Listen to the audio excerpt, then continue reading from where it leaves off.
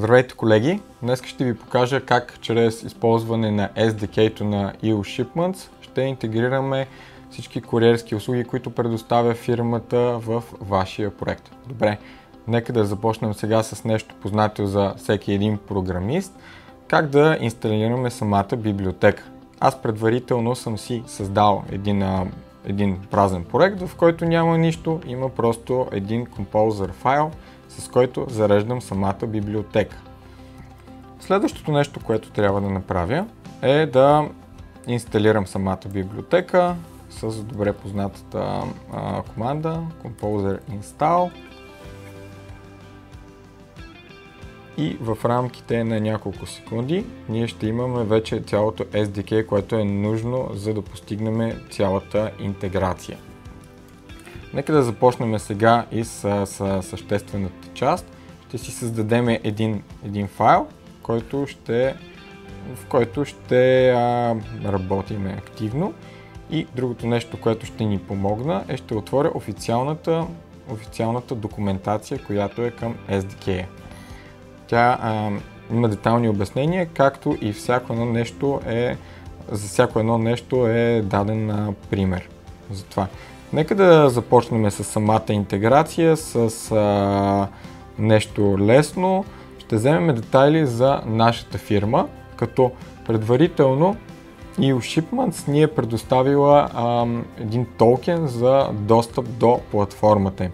Аз съм си го записал в друг файл и просто ще си го копирам в проекта. Добре, имаме това нещо и се връщаме към нашата документация. Първият пример, който имаме тук, ни дава възможност да вземем данните за нашата фирма. Ще покажа защо това нещо в последствие е важно да бъде направено. Идвам, стартирам с изпълнението на PHP файла и вече имам данните за нашата фирма, като в случая това е тестов акаунт, имаме тест. Company ID-то, което ни връща, е важно, защото то ще идентифицира кой прави заявката, т.е. от коя фирма правиме нашата заявка. Когато искаме да създаваме товарителница, ние може да имаме повече от една фирма, затова трябва излишно да покажем коя е тази фирма. Следващото нещо, което ще ви покажа, е как да вземете всичките куриери, които са зададени в вашия акаунт. Това става, като нека първо изтриеме част от кода, който използваме, запазвам си нашия токен, както и Company ID-то и се връщам към документацията. Втория пример ни показва точно как да направим това. Идвам, копирам абсолютно всичко.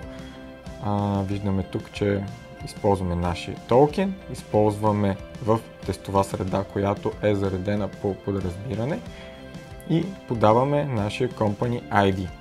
Ако се върна към конзола и изпълна командата за стартиране на PHP кода, тук ще ни върне абсолютно всичките куриери, които са зададени, вързани за нашия акаунт.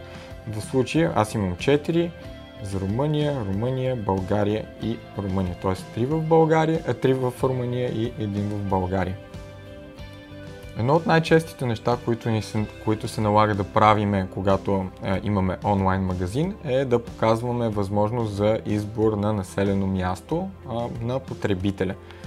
Тук EOShipments ви дава възможност да свалите всички населени места за една или повече държави, като нека да ви покажа как става това нещо. Връщам се към кода, изтривам частта, която ни трябва и идвам на следващия пример, който ни дава абсолютно всички градове. Така, копирам кода, поставям и нека да го разгледаме забързо. Правиме един request, задаваме за коя държава искаме градовете и дали искаме pagination. В случая Country ID е нова променлива, която не сме задали. С това аз ще я задам и ще й дам стойност 1. Това е Румъния. Когато изпълня кода,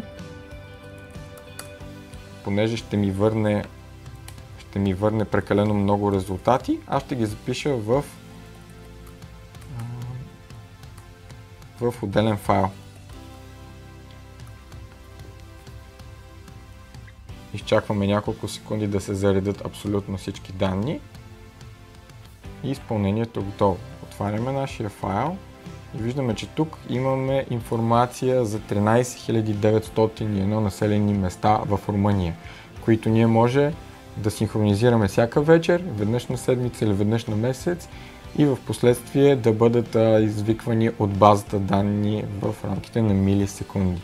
Друга честа задача, която се налага да правиме, когато имаме онлайн магазин, е да дадем възможност за избор на офис на определен куриер на клиента. Като всички офиси за даден куриер могат да бъдат взети през SDK-то в рамките на секунда. Нека ви покажа как става това. Изтривам стария тестови код, идвам в примерите и намирам Get All Courier Offices. Копирам кода, който ми е необходим, за да постигна целите си и ще се върнем пак към request-а. Имаме нов request, задаваме му кой е Courier ID-то и тук се вижда нещо, което до момента не сме използвали. Това е нова променлива, която се казва Courier ID. Аз ще си я запиша тук и ще използвам стойността 572.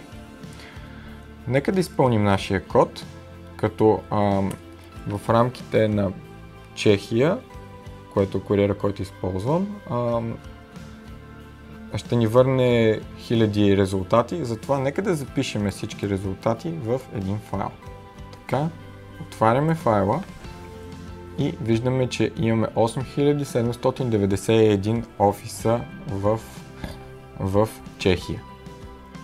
Стигнахме и до най-интересната част на интеграция, а именно създаване на товарителница, разпечатването на товарителницата, както и проследяване на самата пратка след това. Нека да се върнем към кода, изтриваме кода и търсиме примера, който демонстрира това. Не се притеснявайте, че тук има прекалено много код, ще минем през него. Така, първото нещо, което трябва да направим е да създадем получател, като задаваме данни на получател, в случая аз изпращам към несъществуващ човек в Брашов, задавам неговото населено място, име, адрес, телефон и имейл. Следващото нещо, което трябва да направим е да зададем информация за самия пакет, който изпращаме. В случая имаме един пакет от 2,5 кг и има наложен платеж, както е обявена стойност от 100. Другото нещо, което имаме тук е информация, която ще бъде принтирана върху етикета. Това е кой изпраща, какъв е телефонния номер и също така имейла. Ще пропусна другите неща, понеже те са свързани с митнически такси, които в повечето случаи няма да ви се налага да правите. Нека направо да изпълня кода. Идваме, изпълняваме нашия код и той ни връща едни числа.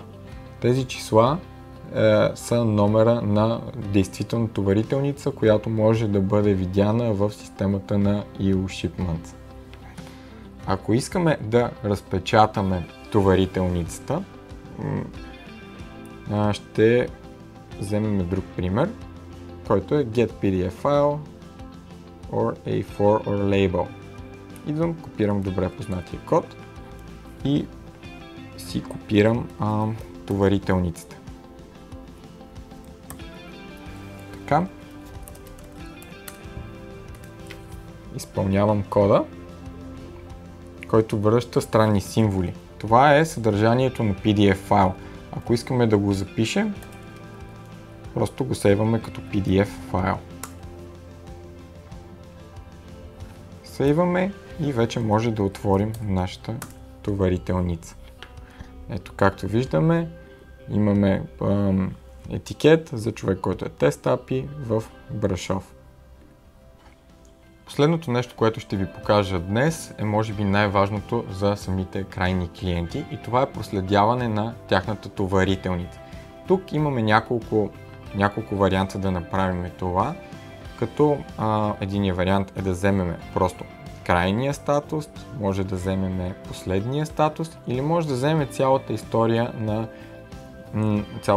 на пътуването на самия пакет в чужбина. Аз ще избера цялостната история, като копирам кода си и тук за целите, за да имаме по-голяма илюстрация, ще си взема номер на реална товарителница, която е в нашата платформа. Копирам номера на тази товарителница и другото нещо, което ще направя, което не сме показвали до момента, е, че ще смена от тестова среда към реална среда. Това става чрез подаване на стойността false на set test mode, както и горе в set sandbox mode. Така, идвам и изпълнявам кода. Както виждаме, последният статус е delivered на 10.04. Ако се върнем малко по-назад в статуса, виждаме, че тази товарителница е създадена на 39. За жалост няма да може да минем през абсолютно всички функционалности, които SDK-то на EOShipments предлага, но за сметка на това вие може да го направите сами чрез документацията към самата библиотека. Както виждате, ние сме ви предоставили примери за всяко едно нещо, което би било възможно да ви се наложи в рамките на вашия бизнес. Добре структурирано, добре коментирано. Ако все пак имате възникнали въпроси, екипа на EOShipments винаги е насреща да отговори на тях. Благодаря ви много и до скоро виждане!